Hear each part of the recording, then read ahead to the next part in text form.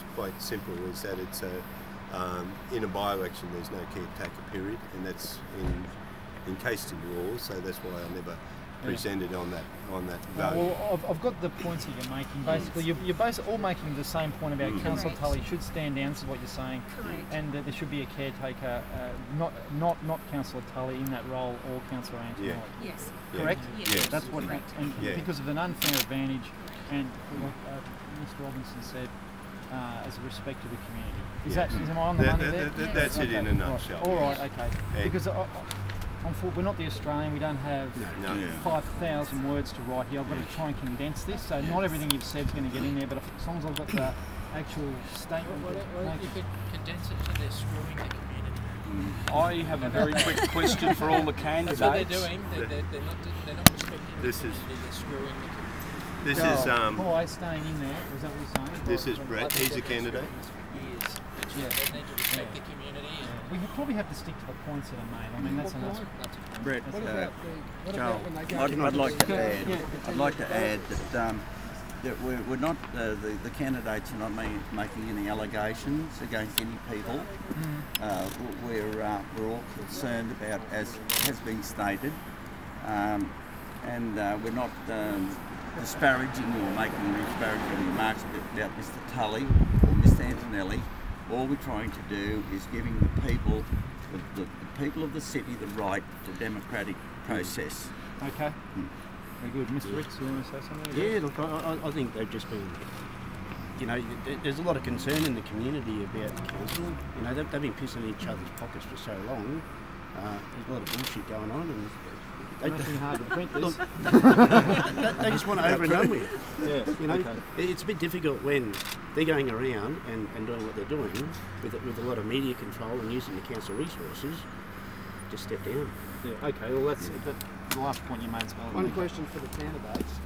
Now, last election, the ICP, Ipswich City Properties, made an announcement about a lagoon that was going to be a water feature, but it was actually a lagoon in the photos. It was always advertised. But what's going to stop them from doing that this time? They can just jump into the role of Ipswich City Properties board member and make announcements, false announcements. Well, if you'd like me to say it, that I think that any one of these mayoral candidates would want to have a long, hard look at any of these developments. And what's with this properties, Ipswich City Properties, I don't fully understand it, I can promise you, and I don't think a lot of people don't understand it. But there's going to have to be a long, hard look into what's happening there. And there will have to be some changes. I would suggest there be some big changes made there. Well, I understand that they owe us about $69 million now. Well, that's what your previous councils have organised for you, the ratepayers, and we're going to have to go in there and try and sort it out and work through it for the benefit of all the ratepayers. I do think there's one way of dealing with many of these issues, and that is for the council meetings to be open to the public. They are open to the public. Just prevent council employees working in applications go through council-owned on the properties. table, so anyone who might have an interest in Just prevent council employees they're aware working of it, in and also council-owned signage property being placed up businesses. in Ipswich. At the moment, there's no signage, so we don't see that there's a development that's going to be built in 6 months' time. We just wake up one morning and it's there. So a lot of these things can be dealt with. Just to clarify, the council meetings are open to the public. There are elements of council meetings that aren't even open to the public or to me. I mean, that's why they can close them. They're allowed to do that. And the meetings of Ipswich City Properties and other companies is certainly not open to the public and never has been. Well, I think Councillor Antonelli has said that he was going to wind back a couple of those. Yes. What's your positions on this? Is that something you're going to look at first, or are you going to wind them down? No, from my position, I've got a letter from the local government minister's office, from the chief of staff, saying that Ipswich City Council are going to get valuers in, and they're going to value the land owned by Ipswich City Properties. Ipswich City Properties are going to get valuers in, and they're going to value the land owned by the assets owned by Ipswich City Properties, and Ipswich City Council is going to take over the assets of Ipswich City Properties. So that effectively in that sentence says that Ipswich City Properties will itself be wound up. So where Mr. Antonelli is correct, he's going to wind up the company is actually in the process of winding up itself. I'm not sure. I'll have to go back to what he said. I didn't do the interview with him, but he didn't actually. I'm not sure which ones he was referring to because there are a variety of council. He did say Ipswich City Properties. Oh, he did say that, did he? Okay, right. What about the money that they've spent on themselves, like trips and everything? Shouldn't they pay that back? Well, we have to have a look at the whole issue on that. Yeah, you'd have to have a look at that. That's a legal issue. Legal issues that would have to be addressed. That's another issue. Go through the system. Okay. But as for winding up the companies are run by directors, and I think we're not talking each other's policies here. So we need to stay on what we are gathered here for, and what we're gathered here for is about that the mayor's position should be vacant and coming to election, and at the Cooler Ritz it should have been made vacant. At the moment it's not vacant because Councillor Tully, by resolution of council, is an acting mayor and therefore holds that position. He has all the powers of a mayor, so he's actually running as a mayor, so the city actually has a mayor. So for that position to be up for election, this position needs to be made vacant. And someone else step in that's not running. And someone else. Exactly. And it's a moral, ethical question for you. You should not be a candidate and still hold that position. Okay, gotcha. I've got you. But I'm going to have to nutshell it into that and then go for a few quotes, right? And I'll have to get a response from Councillor. I do have one question to Mr. Duffy. I'm doing this. Oh, okay. The dysfunctionality of the council at this current moment, what's everybody's thoughts on it, taking into account Mr. Tully sitting in the position of mayor whilst he's running and still holding his position. What are your views on the current dysfunctionality of council? Okay, we've got to be careful here because we're going outside what we're here for, and we all have different views. And we'll all have different views on that. But the system that we need to look at is that as acting mayor and as a candidate, he should not be making a decision that that if another candidate who's here today wins this position has to roll back, because that's the biggest dysfunctionality.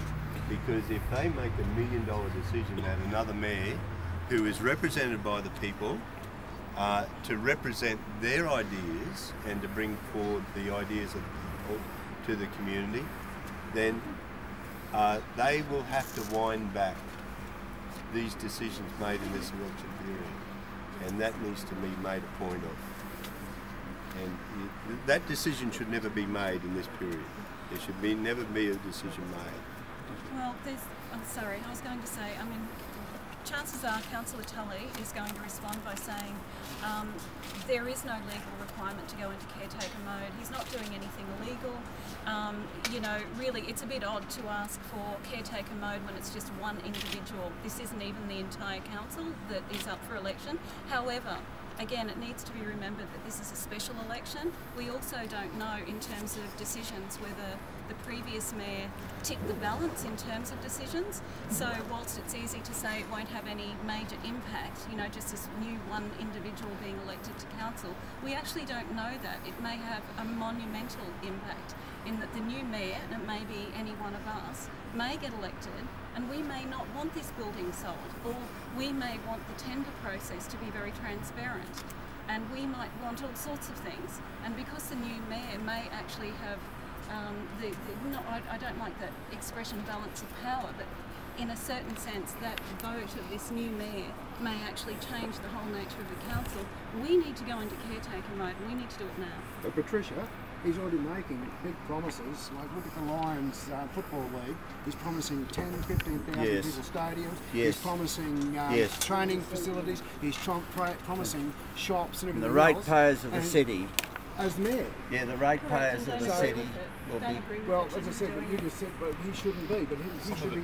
He should not be. And any loans. Even making the promise puts people in the line. Oh, we're going to get this.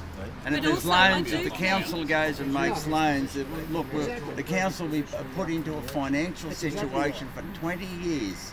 For 20 years, this place will be put into a terrible financial situation. Must be very, very careful what they're doing with the finances of this city. It's just been so haphazard and so roughly organised, and they're rushing through this stuff, and it's going to impact on, there's no doubt about it, it's going to impact the people of this city, the ratepayers. We're struggling now with traffic problems, and look, I'm not going to make those statements because we all have our own viewpoints, but I raised that matter about traffic, but there again, this is the impact of the finances of this city, where it's going. Thank you. Okay, has everyone got any more questions? No, we're all good? Okay, thank you. Thank you everyone for coming. Thank you. And thank you for turning up. Thank you. Thank you. I just wanted to say as well, I think we all have to be very careful, because the reality is there may be, and this goes to I think what you were asking about as well. Some of these decisions, and definitely I'm not defending the actions of the council, but legally, if these contracts, and this moves into I think Mr. Robinson's area of concern as well. Some of these contracts may have been signed, and they may be legally binding contracts, and as for many years. Correct, and although many of us, maybe even all of us, aren't happy with these contracts having been signed and the way in which they were signed, legally there's really nothing we can do about it legally. Yeah, but they will affect council employees, community, businesses, the investors. It's going to have an overall impact on Ipswich. And I think what we need to do is make sure that the community is then aware of how these processes took place, so that they do not happen in the future. This council needs to be cleaned up, definitely. Can we wind up? We just want to get a group photo shoot over here, and if everyone wants